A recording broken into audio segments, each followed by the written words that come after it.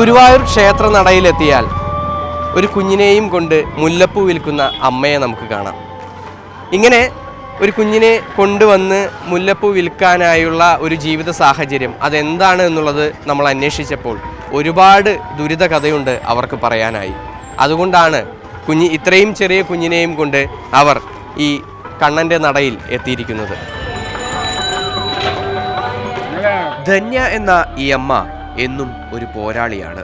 1 വയസ്സുകാരൻ അനന്തുവിനെയും നെഞ്ചോട് ചേർത്ത് ഗുരുവായൂർ ക്ഷേത്രനടയിൽ മുല്ലപ്പൂ വിൽക്കുകയാണവർ.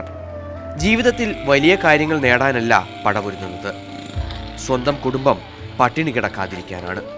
ഞങ്ങളായിട്ട് തിരഞ്ഞെടുത്ത ഒരു വഴിയാണ് മുല്ലപ്പൂവിൻ്റെ കച്ചവടം. മോനുണ്ടായി കഴിഞ്ഞപ്പോൾ 3 മാസം ഞങ്ങൾക്കൊന്നും ചെയ്യാൻ സാധിച്ചില്ല. അതിനുള്ളിൽ ചേട്ടൻ വയ്യാണ്ട് വീണ്ടും ആശുപത്രിയിലായി കഴിഞ്ഞ് തിരിച്ച് വന്നപ്പോൾ ഞങ്ങൾക്ക് ആരും ഇല്ലാണ്ട് വന്നപ്പോൾ ഞങ്ങൾ അനാഥശാലയിൽ കിടന്നിട്ടുണ്ട്. റെയിൽവേ സ്റ്റേഷനിലും ബസ് സ്റ്റാൻഡിലും വരെ കുഞ്ഞിനെ വെച്ച് കിടന്നിട്ടുണ്ട്.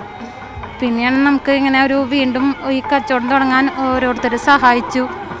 അങ്ങനെയാണ് ഞങ്ങൾ വീണ്ടും തുടങ്ങിയത്. ചിലർ ചോദിച്ചു, ഇതൊക്കെ കുഞ്ഞിനെ വെച്ച് കച്ചവടം പിടിക്കാനുള്ള മാർഗമല്ലേ എന്ന്.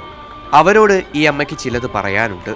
ഒരിക്കലും ഒരമ്മ എന്ന നിലയിൽ ആരെങ്കിലും കാണുന്നുണ്ടെങ്കിൽ അവർക്ക് മനസ്സിലാവും, ഒരമ്മയ്ക്ക് ഒരിക്കലും മകനെ വെച്ചോ അല്ലെങ്കിൽ മകളെ വെച്ചോ സ്വന്തം കുഞ്ഞിനെ വെച്ച് അങ്ങനെ വിലപേശി ഒന്നും ചെയ്യാൻ സാധിക്കില്ല.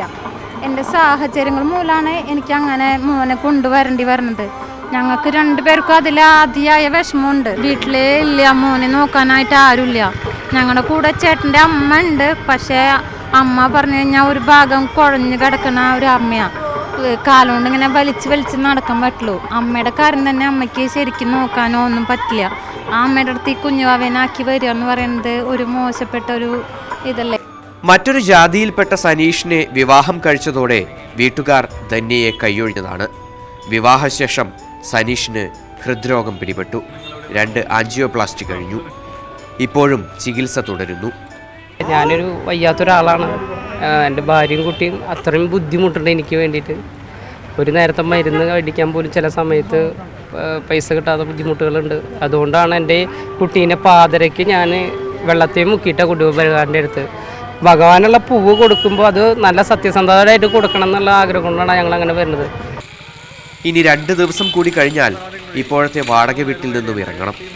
എവിടേക്ക് പോകുമെന്നറിയില്ല ഈ അമ്മയ്ക്ക്. ഞങ്ങൾക്കതെന്താ ചെയ്യേണ്ടെന്ന് ശരിക്കും അറിയില്ല. ആരുമില്ല ഞങ്ങളെന്നെ സഹായിക്കാൻ. ഞങ്ങൾ ഒരു തെറ്റും ചെയ്തില്ല.